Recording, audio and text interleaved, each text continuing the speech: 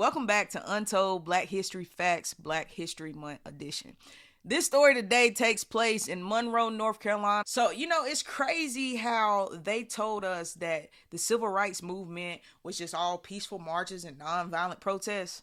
But what if I told you there was actually a black leader who wasn't afraid to fight back, who wasn't afraid to stand up what he believed in? He believed that self-defense was more and just as necessary as getting justice. Let me introduce to you Mr. Robert F. Williams, the activist they don't want you to know about. Robert stood on business by the people, for the people. He was born in North Carolina, in Monroe, North Carolina, in 1925. Like many other black people in the South, he faced white supremacy. He was under constant attack and threat from the Ku Klux Klan and white supremacist violence in these southern towns of North Carolina. And if you're from the South, you know the civil rights movement impacted the South really big. But when we hear about many other leaders in the community, they never mention Mr. Williams at all. But he refused to sit back and take any of that from anybody. He believed in Malcolm X's words before Malcolm X even believed in his own words, and that's by any means necessary,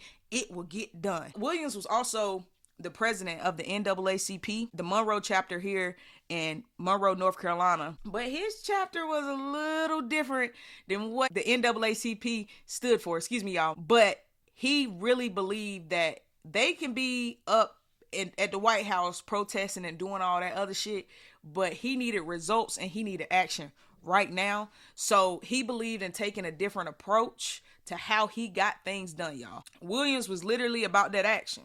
He was about that action. He organized armed black defense groups to go out and protect the black community from the Klan and from the racist police. The Klan rolled up and they was met with brutal force. It is what it is. But when we get into Monroe, North Carolina, to give y'all an idea of what I mean by a small racist, small knit town, it's one of those towns, or was one of those towns, that it was Klan territory.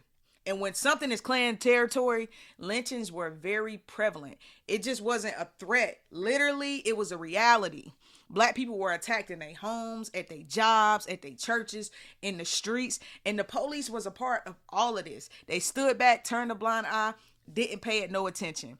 So Williams knew that marching alone wouldn't stop a bullet. So he trained black men and women in our communities to help protect our communities from the KKK. So when the KKK rolled up in these black neighborhoods, instead of them doing crazy stuff to these neighborhoods, burning houses, burning crosses, and opening up fire on them, Williams and his teams and his men that he assembled would do the exact opposite on them. They would open up the fire on them, and they would meet these men with force every single time. But if you already didn't know, when a black man fights back, he becomes a target.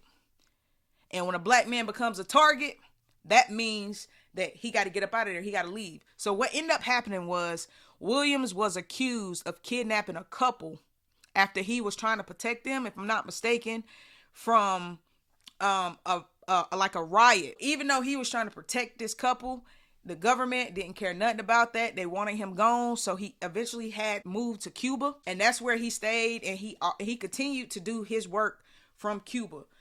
Williams also wrote a book, and it's called Negroes with Guns. It became a big blueprint in the black revolutionaries, the influence of the Black Panthers, Malcolm X, and even the Black Power movement of the 60s and the 70s. Yet his name was left out of most history books. That's funny, right? After he wrote this book, after it was the blueprint and the outline for the Black Panthers and the Black Power movement, it's because he did not preach nonviolence.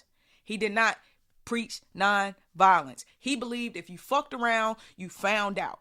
He believed that we can't just sit back and pray and protest and be silent. We have to react. He preached survival, y'all. He preached survival. He preached doing what you got to do to get to where you need to be. Why don't we know his name? But the truth is, the fight for our freedom wasn't just one with sit-ins.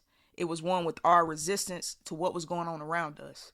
Because you can sit and have a conversation and talk all day and people gonna continue to do what they want to do. But the real fight happens behind the scenes with the resistance that you're not gonna let any old thing keep happening. I feel like Robert Williams showed us that self-defense is not violence, but more of survival. His legacy of strength, resilience, and the right to protect our people goes on. And it's something that need to be talked about. It's something that our kids need to know, that we always didn't bow down. We always didn't turn a cheek to everything that was happening in our communities during these times.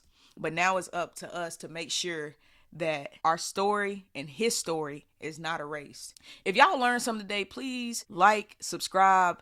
Let's talk about it. Peace and love, peace and blessings, and until next time.